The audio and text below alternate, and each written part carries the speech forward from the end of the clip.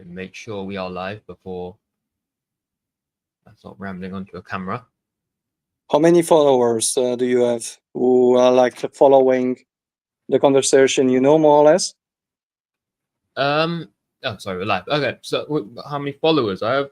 Well, so on Twitter, on YouTube, only like 100. Barely post. On Twitter, like 7, almost 8K, 7-8K. Okay, nice.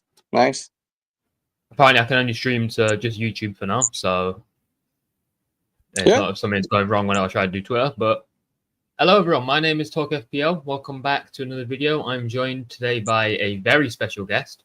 I'll let him introduce himself. Yes, thank you. So my name is Miguel Piccand. I play FPL since 3 years, and I was able last year to finish 4th overall. So obviously quite a lucky season, but happy to share some detail about it and about the new season as well. That's great. So today we have quite a bit on the agenda. We have, obviously, you can see this is a new part of a new series called Versus. Whether I do it every week on YouTube, it will definitely be a recap of it on X every week. I'll be taking on a different content creator every week for 38 game weeks. And at the end of it, a donation of £2 for every creator that beats me will go to charity. So, without further ado, let's get into it with my team.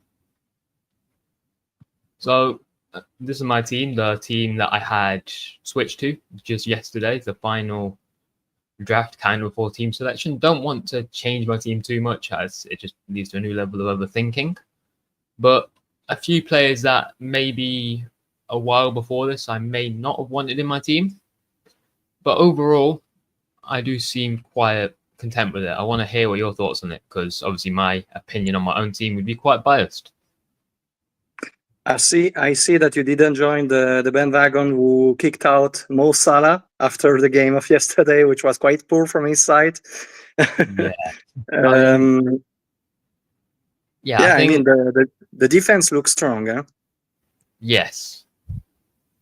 I think with the defense, obviously, I think there's definitely when we come on to your draft, we'll get onto this more in terms of pricing with defenders. But with the defenders I've got, I'm looking at trying to just get a mix of floor and ceiling with points. Like we go for Munoz, he's got potential to get a goal or assist every week.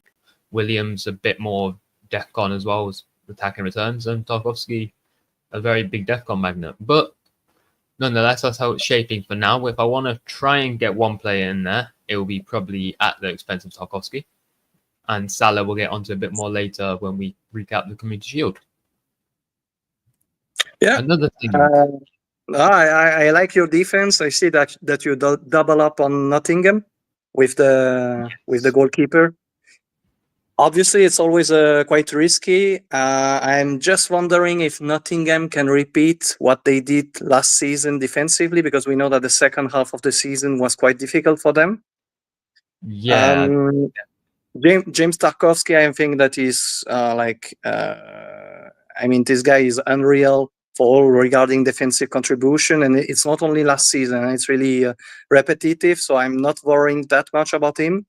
Everton has also quite good fixtures at the beginning of the season, so I think he's a good choice. I'm wondering a bit more for Munoz, so not for the player itself, but more for the fixtures. The start of the season for Crystal Palace is not that easy. So if you would have picked a guy at 4.5 like Gay or Richards, I wouldn't have commented. But for Munoz, I'm wondering if at the start of the season it's worth to spend 5.5 for him. Maybe yes. I see that you target the fixtures except for Munoz, so I'm wondering if it's worth for Munoz. Yeah, I do understand that completely. I mean, the issue is when we talk about Munoz and Palace especially, obviously the fixtures are horrible, but the way I look at it is I'm going to want Munoz soon when the fixtures improve for Palace. and I'd rather have him in the difficult fixtures where he can still pop up with a goal or assist due to his great role in that Palace system. Because as Saar goes forward, he cuts inside. Munoz is left on the overlap. Even sometimes we looked at the FA Cup final, Munoz at times were just acting as a second striker. So there's that goal and assist aspect of it. His Defcon's per 90 aren't too bad. I think he's like 8.5 per 90, which means every now and then he can get some defensive contributions. And obviously clean sheets, which obviously for the start aren't the best, but as we move on to the season, it gets better. Yeah, exactly. So I see that you are quite strong. You consider really a lot this new aspect of the defensive contribution.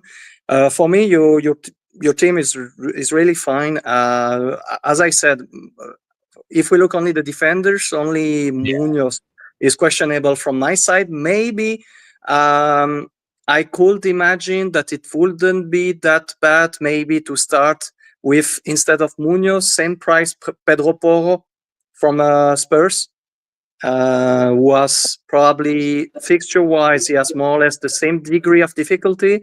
He has also a high potential for offensive threat, and probably it would be worth also at the start of the season. Probably not as much for the defensive contribution, but I would first target probably the clean sheet potential. Yeah, that's definitely all solid points. I mean, I do definitely see the aspect of targeting defense, and that, to be honest, Munoz might still make his way out, but I think from the first draft I made, Munoz has been in it. So definitely want to watch for the start of the season. Mm-hmm. Then if we look at your bench, you have Reinildo, Dorgu, who also doesn't have really the best fixtures, but obviously has a good offensive potential. So I understand why you picked him. Yeah, so it's games where you can rotate him in like game weeks 3, 6, and 7, where especially obviously defensive contributions you might get every once in a while, but you're expecting that against your Arsenal, against your City. But again, just that system he plays in, the wing backs for Amorim, similar to Munoz for Palace. I mean, you take the Fiorentina game, for example. Dorgu at times in the second half was lurking into playing as a left hand, with Mount coming a bit more short. The only other aspect of the team where I'm kind of a bit struggling is that midfield, because I've got Wirtz in at the moment and I've got Arias. Now there's potential to want a Bruno Fernandes, who again, because of defensive contributions and being United's talisman, is a very strong option. But then there's also the case of a certain Villa player who's injured at the moment, who might make it for game week 1, he might not. If he does make it for game week 1, for me, he has to come back into my squad. Yeah, exactly. So for me, Wirtz obviously is a great pick at 8.5. I think the quality price ratio is really good. I'm just wondering a bit about the start of the season. Again, I'm talking about the fixtures, because Liverpool really face probably as one of the worst start of the season. If we look only the 7-8 first game week, it's really hard for them. That's why I'm wondering if Wirtz is really worth at the start, or if it wouldn't be better probably to target him with maybe your first wildcard. That's definitely true. Yes. So Bruno, as you said, is the talisman of United. For sure, the defensive contribution will also fit him better. Otherwise, another very good option would be Saka. Saka, yeah. Because in game week 2, I think they play Leeds at home, and you would have a strong captaincy option. Yes. So for NDI from Everton, I like the fixtures. I understand the pick. He's probably one of the player to target in Everton at 6.5. I think is a good pick. At 6.5, another one I like quite much is Mitoma. Mitoma, yes. Mitoma, because he finished last season really strong. I expect him to have a very good role, because we know that the left wingers at Brighton are quite rare, and he's their main player in this area. So I don't really wonder about the minutes he will get. So for sure, Mitoma is a good option. I like also Minte at Brighton. He's at 6. And otherwise, if you can spend 0.5 more, I like also Brennan Johnson from the Brennan Johnson, Spurs. yes. I really have the feeling that he can have a really strong start of the season. I mean, I think everything we are discussing now depend a bit. What is your strategy? Because if you plan like me to save a bit your transfer at the start of the season, and maybe to use your wild cards, to use your transfer first, like at the game week 5, 6, and then maybe to use your wild card between 8, 9. Probably I wouldn't start with Arias, for example, from the Wolves. Yes. Because again, the first 4 game weeks, he has really difficult fixtures. Yeah, I mean, planning wise, I'm more an aggressive type of manager. Okay. I think I'd say. Yeah. So I'm not going to sit here and say I'm going to take a hit in game weeks 2 and 3. I think that would be ludicrous. But okay, you are quite aggressive. Okay. I'd like to just I'd like to start the season trying to roll a few transfers. But I think last season, obviously, they upped the transfer limit to 5 maximum. I didn't get past 3. I got to 3 transfers on 2 occasions and burned it every time with a hit on top. I see the hit. I take a hit, but not just for the fun of it. Like when I see there's genuine opportunity for the hit. Okay. No, so last year when I finished 4th in the world, I didn't take a single hit of the entire season. Wow. I think I took 20 plus 20 hits. Okay. At the start of the season, I really planned my team to survive without using my transfer. So obviously, if you have an injury or a player who really doesn't perform well, you have to change him. But otherwise, if you think that it was just a bad game, that the minutes are there, the chances are there, my style of play is more to be patient and to not overreact, let's say. So obviously, that's 2 different schools of managing, but apparently both work. So, yeah, I understand more your team with your strategy then. Yeah. I mean, I haven't thought about planning too much in advance because obviously there's so many variables that could change. But I've had a rough idea of like chip strategy because there's more chips now. I mean, you got free. I would like to probably play free hit a bit earlier. I think bench boost. I'm kind of just leaving as and when it happens. Just when I have a bit more budget, I can afford some of the players who are going slightly up in price and who are doing well. And then triple captain. No, don't really know yet. I mean, it's going to be a premium against the promote side, realistically. But, or as a United fan, seeing Liverpool absolutely records every week and probably doing that. Yeah, so for the chips, I mean, personally, I see a lot of people planning like bench boost really early. Game week 1, game week 2, game week 3. Personally, I prefer to so as I said, be a bit more conservative at the start of the season, and more your budget is growing, more you can have a strong bench boost. Yes. Right? So probably the bench boost you can do in game week 18 or 19 is stronger than the one in game week 1 or 2. So for me, I prefer to be patient. I don't say I will use it in game week 18, but I have to assess it, and I think it's better to look the first game weeks what is happening, probably the first 4, the first 5 game weeks what is happening, and then you can take also a bit more efficient decision and plan your team to succeed better from game week 6 to game week like 15. I think that's the way I will go. Obviously, I respect all kind of strategy. This is just mine. Yeah, perfect. I think there's some very valuable insights from yourself into my team, and I think I mean there's going to be one or two changes probably regardless, but there's definitely going to be a bit more thought in those changes. So how about we move on to the next part and look at your team? Just a question: if the price of Wirtz and Bruno was the same, who would you pick? Ooh, probably Bruno. Okay. I mean, I I've think, definitely.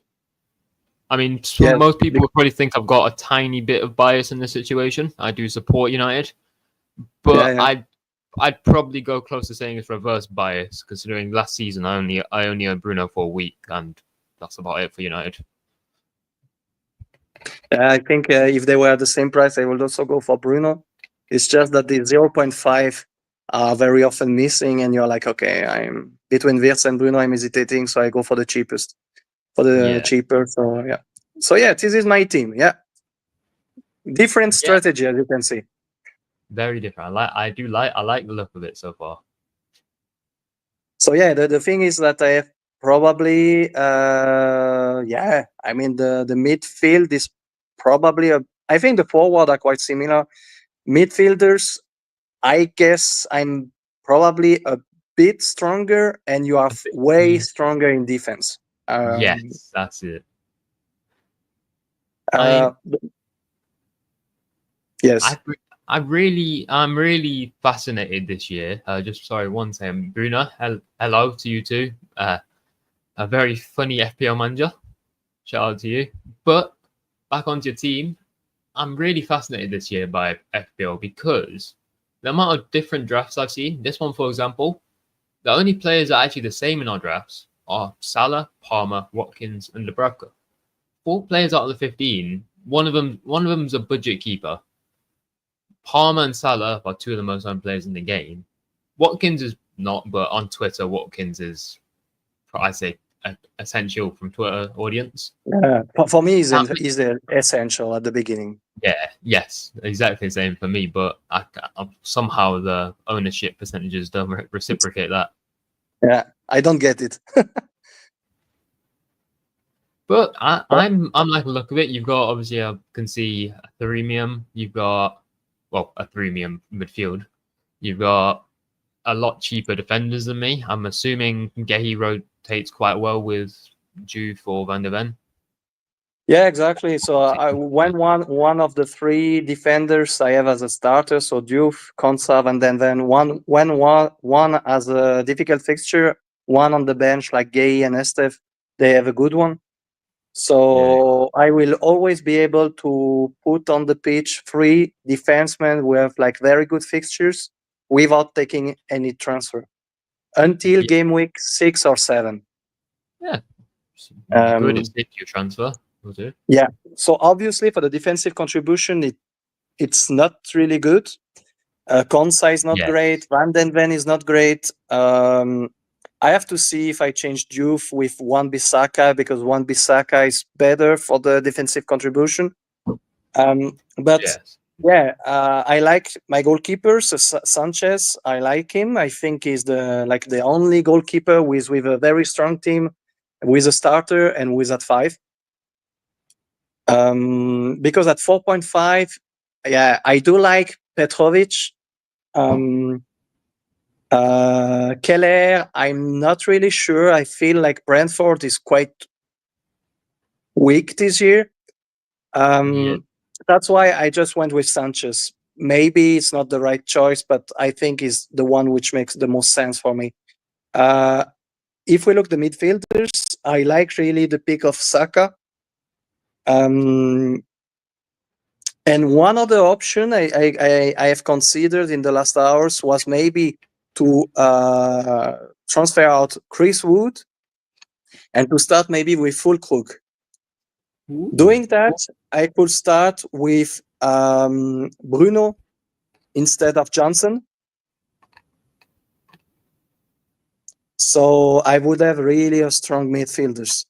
But yeah, I'm looking at it. I don't know if Füllkrug for you is a good option.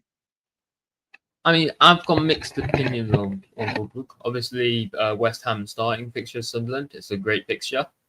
After that, the fixtures are let's say it, they are a bit bleak.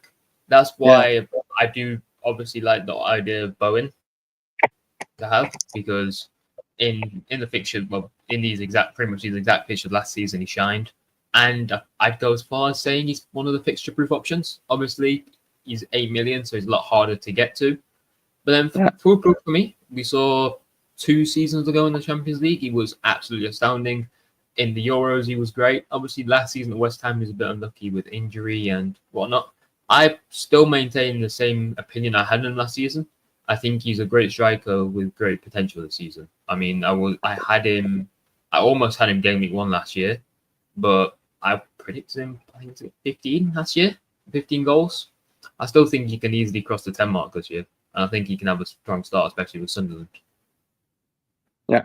Yeah, I mean the price is really attractive as well. Huh? So and now he doesn't have the. I mean, he doesn't really have any concurrence. Also, huh? Like Mohamed Kudus is not here anymore, Yeah. so he should play more or less 90 minutes. I don't know, maybe 75 in average. So at 6 is really attractive. Another one attractive at 6 is could be Thiago Yeah, well, from uh, yes. from Bradford. It's just that I looked a bit his stats year after year, and I'm not sure that he is the guy who is really like saving his team, being the talisman of his team. I'm not sure about it, honestly. Yeah, I'd say I'm the same on that. I mean, Brentford have lost their manager of a long time, a long period of success for Brentford. They've lost Mbuma. They've lost their captain, Norgard.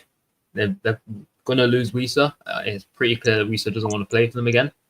So that's a very strong part, a very big part of the Brentford team just gone. And I wouldn't want to say I don't want to be rude to anyone who's watching who supports Brentford, but I wouldn't get Thiago just because I think the team without all those players is rubbish. I mean, Brentford currently are one of my favourites for relegation, so I wouldn't go anywhere near them. Yes, that's perfectly understandable. I mean, that's why for me, if you go at 6, you go with Fulkrug. Yes, As you said, the fixtures after game week 1 are not the best, but are not the worst as well. So I think is one to be considered. Also, especially because Nottingham really struggled to score in the preseason. Why I didn't pick Joao Pedro because I mean he had a great preseason, I know, but I'm really wondering about his minutes. yes, I'm just scared that he start the season without scoring in the first 2 games, and then Delap becomes the starter. You know, um, I don't know. I don't know. Maybe I'm completely wrong because Chelsea has really is also strong fixture, has really good fixture. I want to say so. It's really a good start of the season for Chelsea. But Joao Pedro, I mean, at 5.5 last year, I didn't pick him. He was on pens. He was the starter. I didn't pick him at 5.5. So I'm like, why would I pick him at 7.5 without pens? So, yeah, I think it's obviously something to consider as well. I've got to ask. I'm wondering, does this draft have 0.5 million in the bank? So sorry, what is your question? Does your draft have any money in the bank? No. It's 0-0-0.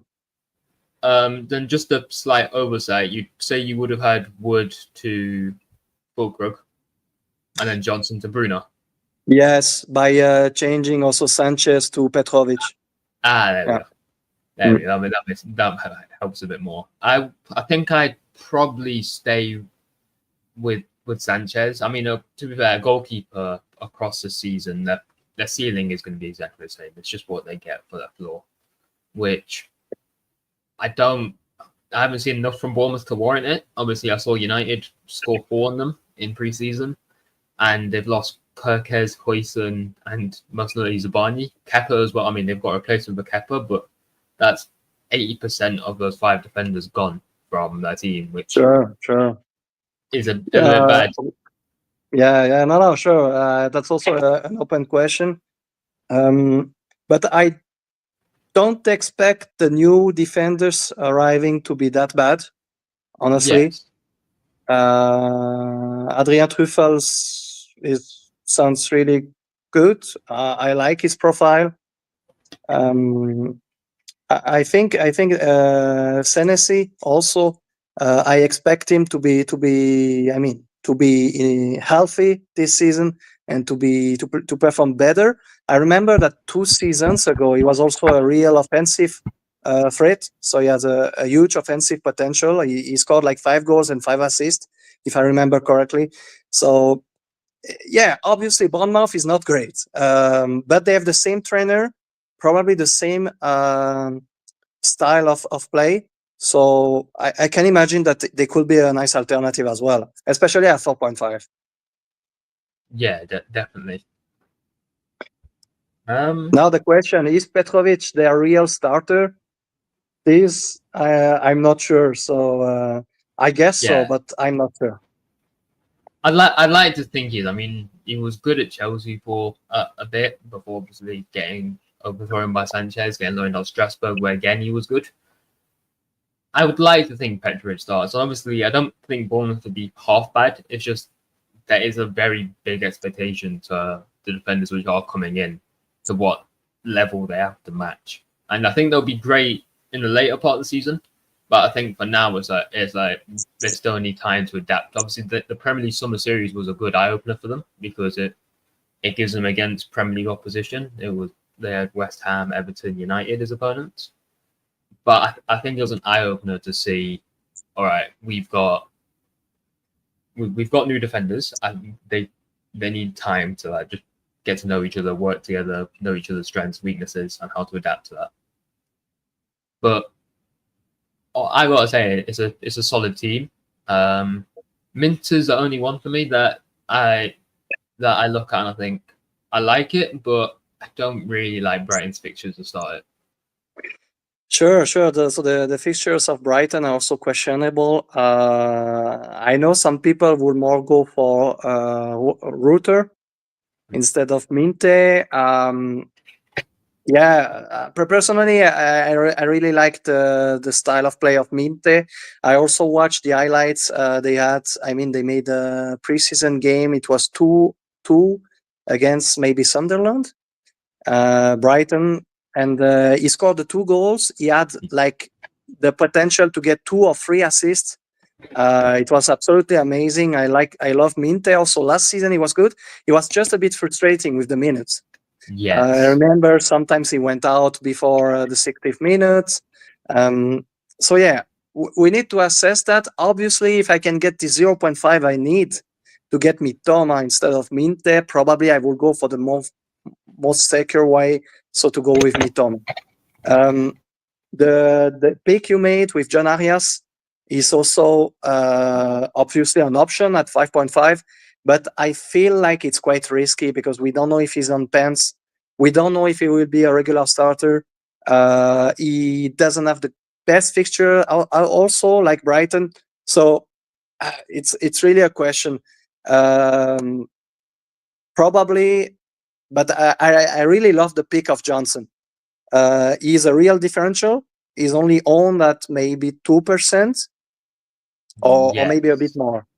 And I love the potential. You look last year, he got almost 20 either goals or assists. So I think he has a really good potential, Brennan Johnson. And I heard also the speech of Frank, the new trainer, who just said that there could be room for improvement on his overall situation. So maybe he could get a deeper role this season with the Spurs. So that's why I was like, okay, I like Brennan Johnson in general, and I think he could deliver, especially if he plays on the right wing and not on the left one. Yes, I think all solid points, especially on Frank. Obviously, he is a bit of an unknown at the moment. We expect Frank to come in and improve Tottenham. it might not work like that. With obviously the first time we'll be juggling European football as well, but the Burnley fixture at home is very hard to resist. Yeah. There only Yeah, is the one same slight opinion. reservation.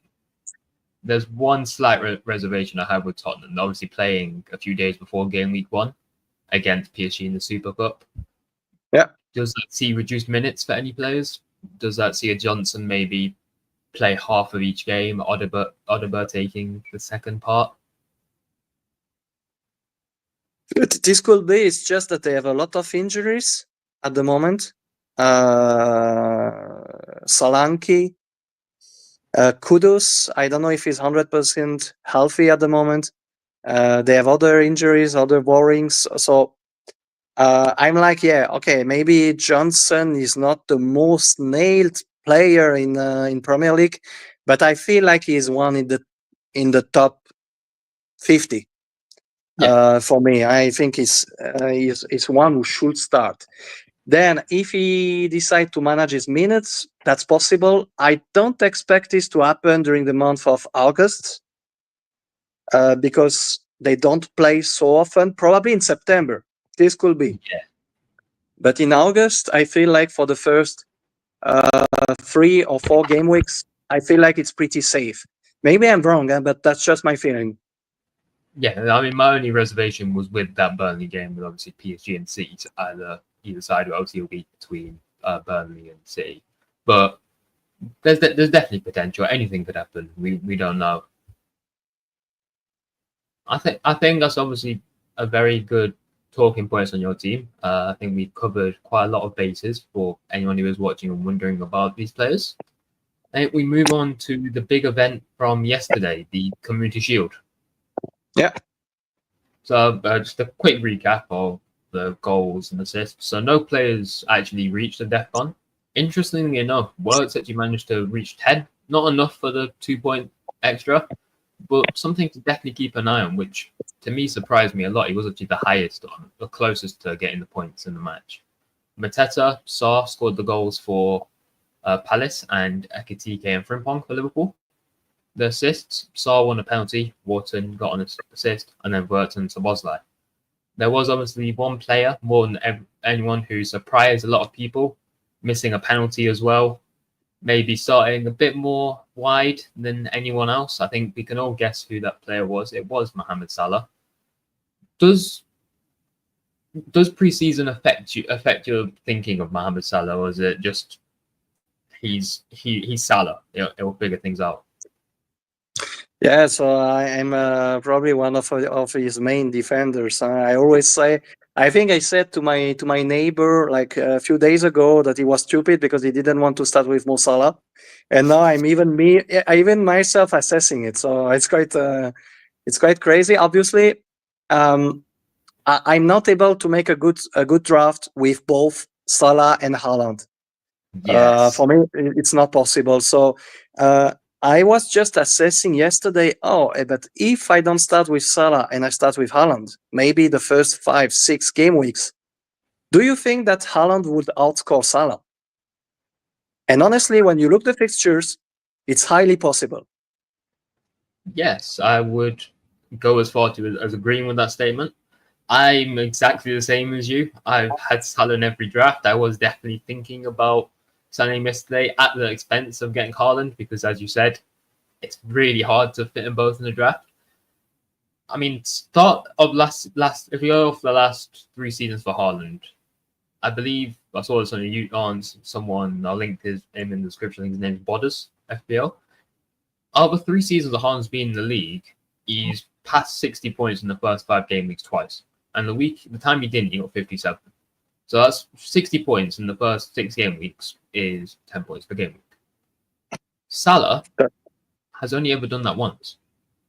And obviously, again, we look at the fixtures. Liverpool have won the hardest in the first day. Obviously, it's relative. They are the league winners. But Haaland, on the hand, obviously they play Arsenal, but they play Wolves, they play Tottenham, they play Brighton, they play United, all in the first 6. And for me, they're very attacking fixtures. They're some of the, if we look on last season, obviously, Tottenham will look at as an unknown. But then Wolves, United, Brighton, United's and Manchester derby is always going to be some sort of fun to be had there. And the rest of them are great fixtures. Haaland himself has had a decent pre-season. Pep, obviously, he's not going to be the one who's going to be rotated in that Pep system. He's one of the few players you can count on not being rotated. And as I'm saying this now, I'm really wanting to make the switch to get to Haaland now.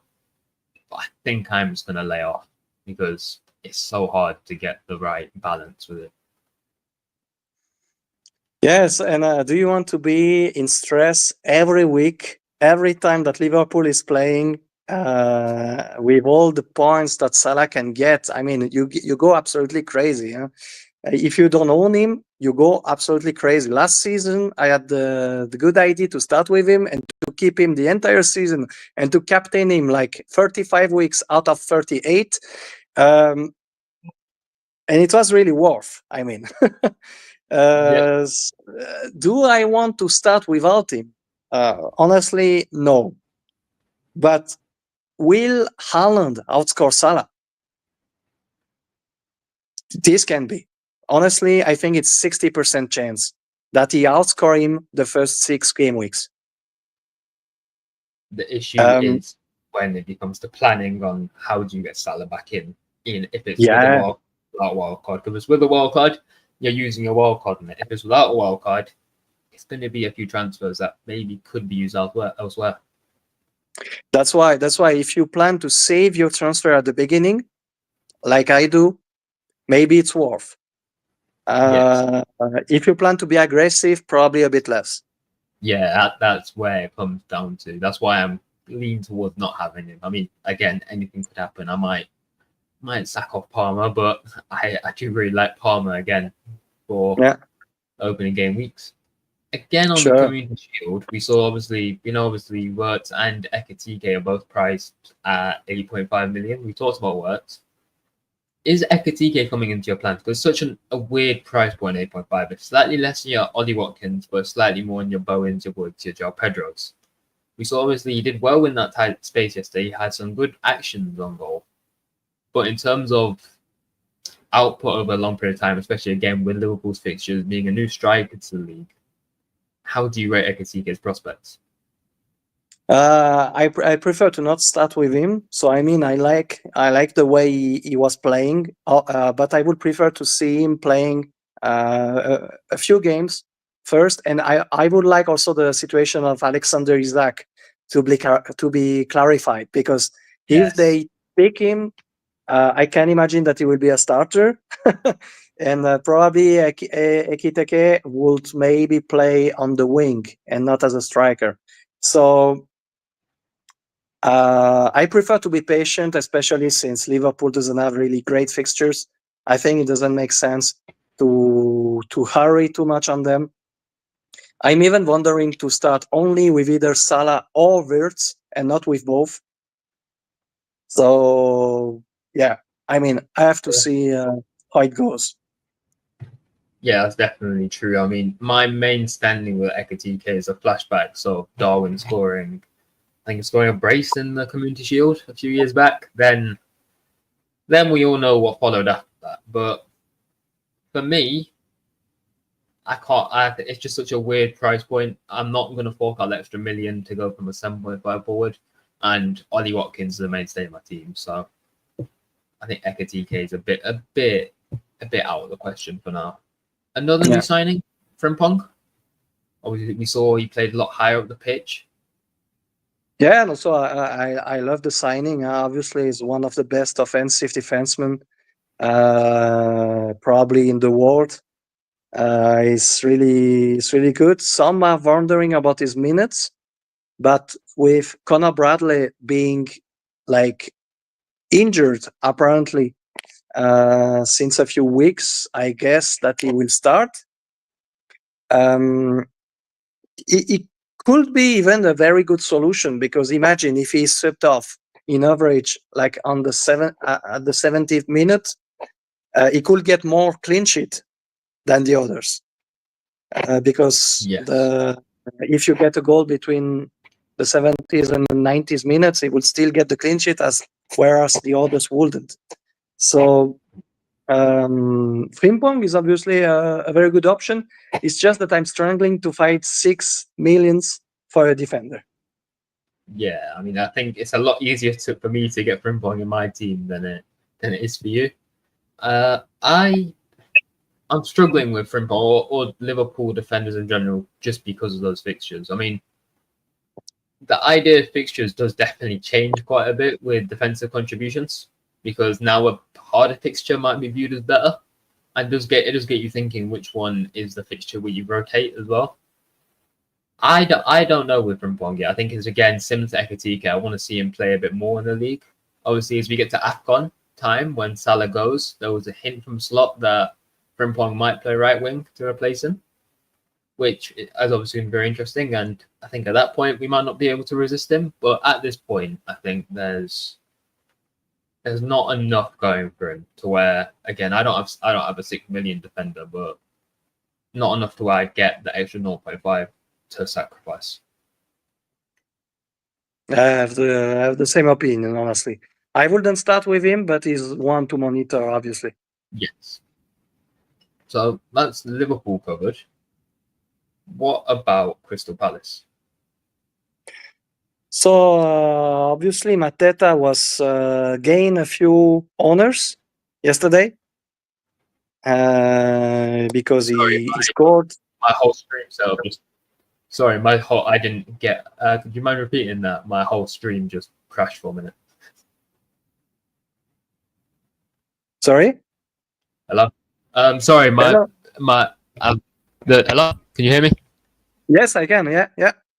Yeah, sorry, I don't know what happened. I think I lost a bit of signal for a minute. So as soon as I asked the question about Palace, everything just cut out.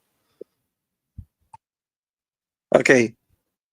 I just look for my charger. Just 1 second, huh? No worries. Whilst he's looking for his charger, I should take this opportunity to tell you to follow Miguel or leave a link in the description. You'll see him at the top of the description. Very, very good FPL manager. Very good. You can probably hear me at this point, but yeah, drop him a follow, and you're going to see a lot more explanation right now as to why I'm going to avoid Eze for the start of the season. Which, if you follow me on X, you're going to be very well notified of that. There we go. Yes. We're back. Yes, I'm back. There we go. Okay, so what are we thinking about Crystal Palace this season? From the Community Shield, obviously, and beyond. So obviously very strong defensively. Same coach, same style of play, same defenders. With Lacroix, Gay, Richards, Munoz, who is more a midfield, but yeah, on FPL he counts as a defenseman. So no, I think Crystal Palace has the potential to target a place probably in the top 8, something like that. I'm really curious about Mateta. Probably at the start of the season it will be Worf, also because Nketiah is apparently injured at the moment. So I'm not really wondering about his minutes, but more the season will go, and it can be that he starts to be subbed off around the 60th minute. So maybe at the start of the season it will be Worf, but again, I don't really like Crystal Palace fixtures, so I wouldn't start with him. Yeah, I think well said. Just adding on that it's come out today officially that Palace will be playing the Conference League, and which bumps up Forest to Europa League. This would mean that Palace have to play a qualification game for the Conference League after game week 1 and after game week 2, which for me hints more at rotation. Obviously, they probably won't play their first choice 11 in both games, but there is the question of will Mateta get some minutes made in this, leading to less minutes in the next game week. There's also so Mateta, yeah. Yes, can you hear me? Yeah, I can hear you. Sorry, I think there's a slight delay from when I finish to you start. Just the stream, though, that's fine. Yeah, that's fine. That's fine for me. Yeah. So yeah, obviously Mateta is a good option, but also Sarr. No one is really talking about him. And I guess that what is his price? 6.5. Sarr 6.5, yes. Yeah. So obviously he's also a 6.5 option. As is Mitoma and some others. Yeah. So Crystal Palace with again with Munoz, but also with a really cheap defenseman. So Gay and Richards. I like some Crystal Palace picks, even if I don't really like their features.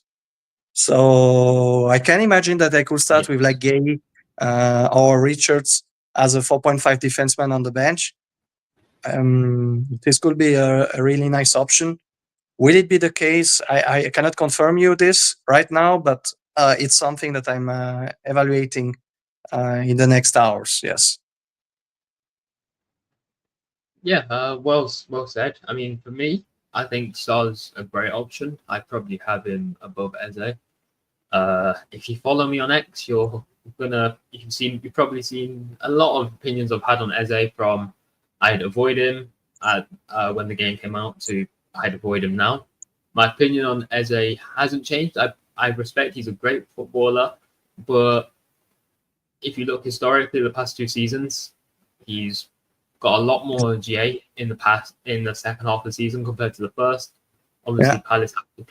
Palace have harder fixtures to start off the season, but more importantly, the Conference League playoffs, which again you might not start both, but you will have a part to play probably. If they're struggling, who are you going to bring on? You're going to bring on Eze. And Yeah. again, one I- last I- thing, the lost penalties, which it seems like Mateta is going to be their first choice penalty taker, and that's a big problem. Yes. So Mateta took a penalty while Eze was on the pitch. I'm just not sure that Mateta really now is the main penalty shooter. So I don't think we can get anything from that. It's probably a 50-50. I don't really know. I still guess that it's Eze who should take the penalty. But yeah, this was something which happened. That is something that you need to keep in mind if you want to pick Eze. For Eze, I have the same feeling as you. So I don't like having him at the start of the season. I prefer to wait a bit and to pick him in the second half around game week 20 or 25. So yeah, I will not start with Eze. That's for sure. Also, the fixtures are not great, so I don't see any good reason to start with him. You know what? I think you're the first person since the game came out to actually agree with me on that. I've spoke to so many people and they've disagreed, but you see, that at least there's one person who's with me. That's good. There's one person who I'm not fighting this battle on my own. But yeah, Finally, you found your mate. I found my mate. Finally, I mean, that doesn't put me off Saw at all, because another thing is, obviously I'm including minutes in this, but Trossard had better value over the season with similar minutes. Saw similar minutes, better value, and other options at 6.5 and 7 million just had better value in them. And even at the same price point, I'd probably rather own a Gakpo than Eze. Gibbs White, I'd probably own neither of them, to be honest. I don't know about Forest fully yet, especially with European rotations, with everything that's going on. But yeah, I think I'm going to shade Palace midfield at the start. I've got Moon on, so I count him as owning a defender and an attacker at the same time. But I'd stay clear besides that. Yeah, so I completely agree with you with Eze. And there are some other options which are of the similar price or very similar or even cheaper, which are, I think, slightly better at the start of the season. If he was at 6.5, I would obviously consider him, but 7.5 at the start of the season, I feel like it's a bit expensive. Yes. And moving on, well, just quickly for a tiny bit of a continuation on Salah. This was Salah's heat map and average position map. For the average position map, we're looking at number 11 because that's his shirt number. But interestingly enough, you can see Number 8, 18, 22, and 7. So Wirtz, Ekitike, Gakpo, and Szoboszlai. Taking up a very similar position on our left-hand side. I mean, a lot of Liverpool's play went through that left-hand side yesterday rather than the right-hand side. You did see Salah isolated at some points. We saw him, obviously, the whole pre-season gimmick of he's playing wide, which he was, but I think Salah always starts out wide, then tries to cut in a bit more. I think it's hard to justify him on that performance, right? But I think if the way I put it is, if one preseason performance is putting you off Salah, then I don't think you should own Salah in the first place, because there's years of records, there's years of consistency with him, especially in game week 1 even. Yes, the only thing difference this season is the price also. Yes. Because he's at 14.5. It's really, really expensive. It's not anymore 12.5, 13. So it's also probably something to be considered. But yeah, I'm not sure I'm the one who want to go against him, because this guy is the FPL king. I think that everyone agrees with that. So yeah, I think I will start with him. Then if he's not good in game week 1, 2, or 3, it can be that I change him quite early. But I will. I don't think I will start without him. Yes, I think that's definitely something. I think if it gets to game week 5 and he's still after game week 5, I want to give him that Burnley fixture. You want to give him the Merseyside derby. If he gets to that and he's still looking a bit out of it, then you can start thinking about, okay, maybe I want a Hotland after all. Maybe it's a case of maybe just give him a bit more time. There's clear patterns in play. But if it's the performance of against Palace every week, then I don't even think you give him until game week 5. Yeah, no, sure. The game yesterday was really poor from him. Ekitike played well. Wirtz played well. Frimpong played well, but Salah was really in a difficult game. But also, I remember end of last season, the last maybe 5 or 10 game weeks, he was really like a ghost on the pitch. Yes. So difficult to say if he did. I mean, last season was really exceptional. He had a season that he will not repeat. Like I will not repeat my FPL season from last season. But he had really an extraordinary season, and it will be really hard to produce at the same level that he was able. But I think that if he comes back in his usual trends, like being able to deliver 250 fantasy points instead of 330, I think it will be already more than enough. It's just the price. 14.5 is really a lot. But that's probably also why, because he's only 57% owned. If he was at 12.5, it would be 80% probably. So yes, but I prefer to be in the half who owns Salah than in the other half who doesn't own him.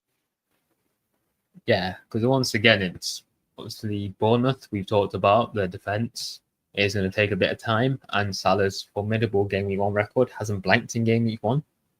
You've got Newcastle, who have had a bit of their own controversy on their own. Their defense is still strong, but I think it could have. They've got Ramsdale and now Pope as well. We don't know who's going to start in game week 1. Arsenal, a harder fixture. But they're all fixtures that we saw, where we can see time and time again Salah performing. We saw against Newcastle last season. He got, I think it was 3 goals and 2 assists in the 2 games. And if you'd captain him both times when Palmer had Southampton or Leicester won the 2, you would have got 2 very, very, very good captain returns. Yes. So personally, if I start with both Salah and Saka, I will not captain Salah in game week 2. Yeah. In game week 3, also not. Because to captain him against Arsenal, to me, doesn't make any sense. Even if he can deliver, obviously, especially since he's playing at home. But I wouldn't captain someone who's playing Arsenal. Yeah, definitely. Makes sense. Yes. that's where owning that's why having a Haaland is good, because you see in those first three fixtures, it's got they're very captainable fixtures, and it's not like, okay, not captaining. You shouldn't. I think I see this a lot on Twitter, especially. It's like, if Haaland or if Salah is this much money, you should be captaining them every week, which I wholeheartedly disagree with. I think you just captain the player that you think is going to get you most points in that week. Exactly. No, these theories I'm not a big fan of. Last season, I mean, I was lucky last season. I shouldn't be considered as the reference, but on some game week, I didn't really like Salah fixtures, or he had maybe the early fixtures. So like he has in game week 1, he was the one playing at 1 p.m., while the other started at 4, 6 the day after. And on some occasion, I didn't like the fixtures, I didn't like the timing, and I captained someone else. And in general, I was lucky enough to make more points. I probably will go the same way this season. I don't say that I will not captain him in game week 1, but there are chances that I will pick someone else. And yeah, that's understandable. For me, I agree. I think game week 1 and 2. I mean, I don't have Saka, so game week 2, Salah will probably be my captain. There's obviously potential in game week 2 and 3 to captain a Palmer instead, captain a Watkins maybe. But in game week 3, especially, if I do end up going with Bruno instead of finding that 0.5 million, I think game week 3 I'd captain Bruno probably. Sure, yeah, Bruno would be also a nice alternative. Or if you pick someone else from Manchester United, like Cunha or Mbeumo, why not? We didn't talk about them, but at 8 millions, for me, they're also very attractive. Yes, and I mean, this is my insight from watching United every week. A bit of a depressing time the past season, but I was at the game, the Fiorentina game on Saturday. I wasn't particularly impressed by Mbeumo. I was impressed by Mbeumo against Everton, but against Fiorentina, it felt like Ahmad, especially this goes for Ahmad as well. Ahmad and Mbeumo on the right side seems very attractive, but the issue is they're both left footers. They both want to cut inside. They both want to start wide, cut inside, find that space, but only one of them can do it. So they found themselves overlapping with each other at times, and not overlap, but you can cross-side. They were both trying to do the same thing, and that connection just wasn't quite there. Cunha, on the other hand, I really liked. Obviously, it's the eye test, but even stats-wise, he looked great against them. It was complete contrast to the right-hand side, where Cunha would just be doing Cunha, and Dogu was able to overlap on the left. So if I was going to start with one of them, I would do Cunha. I think, again, obviously Cunha we saw last season didn't take a single penalty because Wolves didn't get one, and Bournemouth took 5. So there's nothing wrong with Cunha in terms of losing. He never really had penalties if you look at it that way. And yes, and last season I think Mbeumo was by far his best. Yes. If you consider average numbers, he doesn't produce this every season. I mean, it's one thing to produce the numbers in one season. I mean, Cunha and Mbeumo were the 2nd and 4th biggest overperformers in Europe. I think Chris Wood was 3rd. So it's one thing getting to that numbers in the season, but it's another thing doing it consistently, which at that level is near impossible. Yeah, I agree.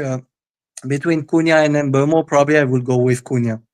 Yes. At the moment. Now with Sesko being hired also, we have to see what will be the roles of everyone.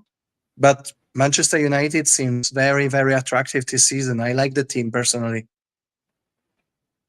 I would agree. I think obviously it's a new look attack, so again it needs time. Maybe I start with Wirtz or start with someone around that price to bring in Cunha in game week 3 if he's looking good, or Mbeumo if he's looking good. But again, with that striker, I'm kind of looking forward to it, because not to compare Sesko to Strand Larsen, I think he's going to do better than Strand Larsen, but it gives that striker who can take some of the shine away from Cunha on the face of it. So Cunha can get him behind. He can make a killer pass to someone else, and use Sesko as a striker, of course, but as a player to unlock Cunha and Mbeumo. So to be honest, I don't understand why they don't like consider playing with Cunha as a striker. Because for me, he has really the potential to be the striker. I'm just surprised that they didn't even like consider it. Apparently, I think if you look at preseason, I mean, he is a 10 with the way he plays. Obviously, I can see the appeal for him playing striker, but the way he plays starting deeper, it doesn't kind of work if you play striker, because then you don't really have a striker. Well, I mean, by the same token, Mount played striker the weekend, and it was not a striker, it was a complete false nine role, but you didn't have any outlet down the middle for United. We look at the game against Everton, where again Cunha and Mbeumo both played. You look at it, and Mbeumo plays striker at some points, Cunha plays striker at some points. It's very dynamic in that front three. When Cunha wasn't striker, I wasn't really impressed by him at all. It's again, Cunha, one of the biggest appeals for Cunha is the eye test, which I didn't really. It just looked too flaky. He looked a bit. He looked off of it. I mean, again, it's preseason. It was a kickoff that was late in the USA compared to the UK, but I didn't like Cunha strike. And maybe there's a chance in the future when Sesko's still building up fitness, when he's getting ready to start. I think it'll be dynamic front three, so he can move in striker at some point. But as a fully fed striker, I'd probably sway from it. Okay, now it's good to hear the opinion. For me, he had the potential, but maybe I'm wrong. Probably they know their job better than I do, so I will trust them. It's a good thought. I mean, it's always nice to talk about it. I mean, that way, two opinions are better than one, three is better than two. But moving on to the final segment, we've already made a pretty good start on it, but just some of the questions that I've got. If you have any other questions, feel free to ask. We've covered forwards quite well. We've won a Watkins. You'd like to have a Haaland, but is there any other forward who's catching your eye that you'd like to own? Yeah, Watkins, obviously. So I would say out of Watkins and Haaland, I like to own at 6 Füllkrug. Yes. And at 7.5, Solanke will be the best option from my side, but he's injured. So at 7.5, I would probably go with Wood. Because Nottingham also has a really nice plan fixture-wise. These are my best forwards. Yeah, I mean, obviously you can see on the screen it's Evan Nilsson. I think the game we won fixture misleads a lot of people for Bournemouth. Obviously, they have lost quite a key area of defence, which you talked about, and that could change the aspect of how deadly they are in attack. But Evan Nilsson himself, 10 goals and 5 assists in his debut season in the Premier League.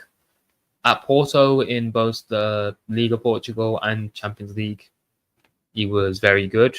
Obviously, he saves you that 0.5 million on like your Woods and your Matetas, which understandably so. The output was less.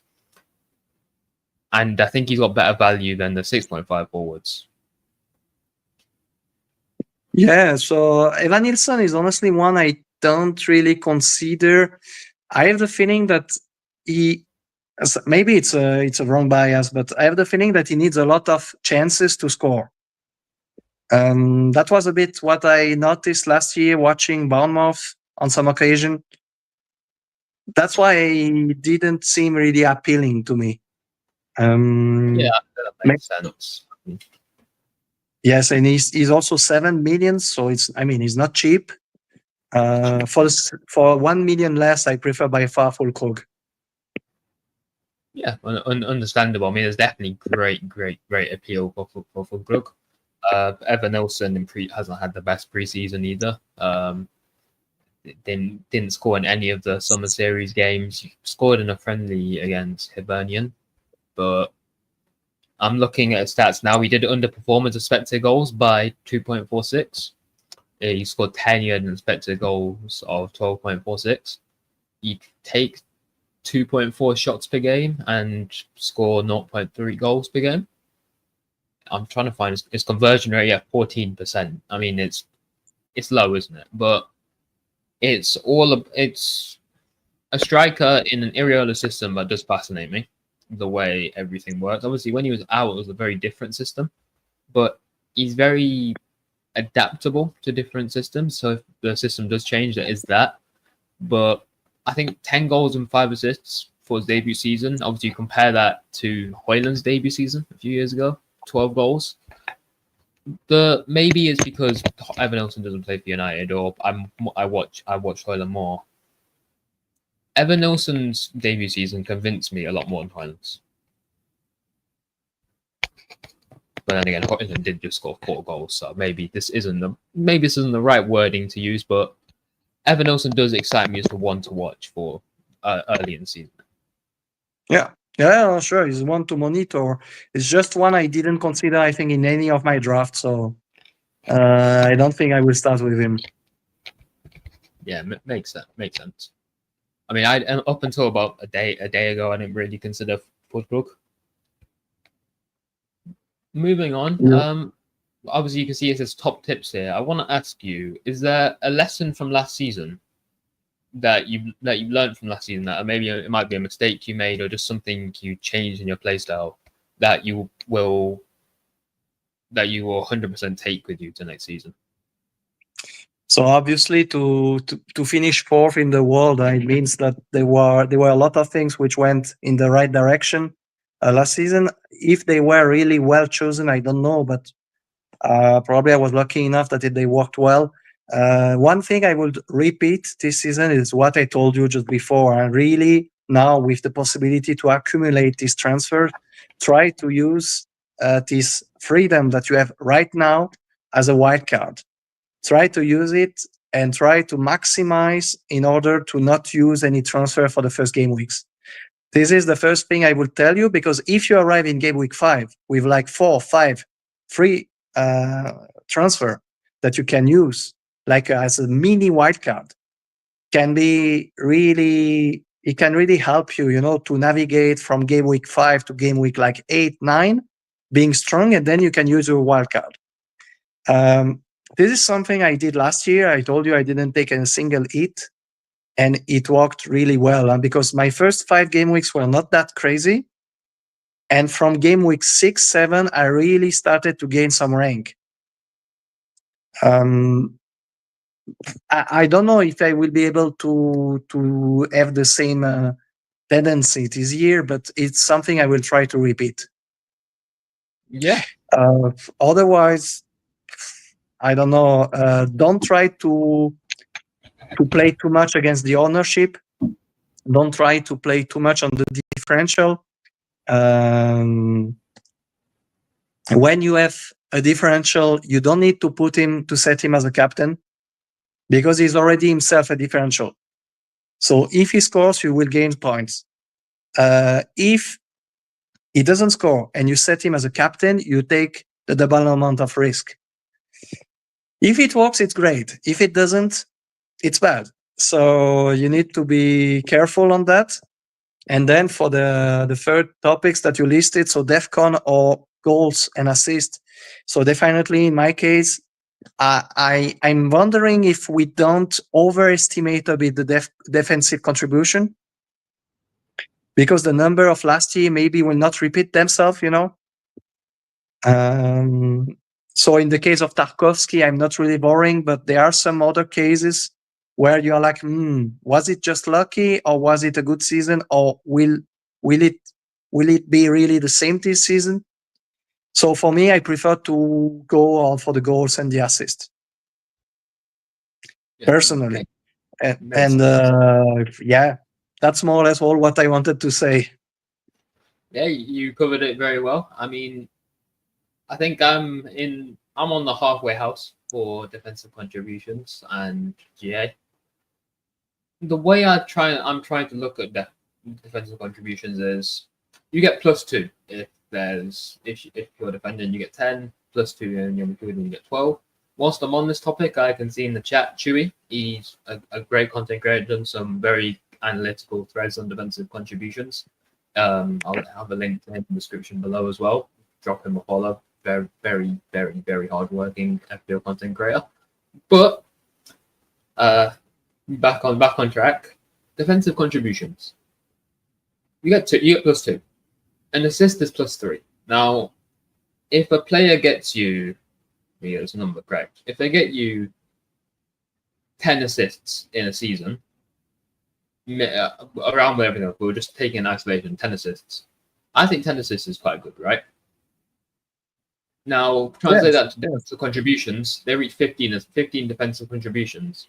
They've equaled those 10 assists, along with any other assists or goals or clean sheets they might get, which to me sounds very powerful. Obviously, is the way of looking at where it looks a bit less powerful, but to model it similar to a different metric that we know and love in FPL assists, I think it provides some real value.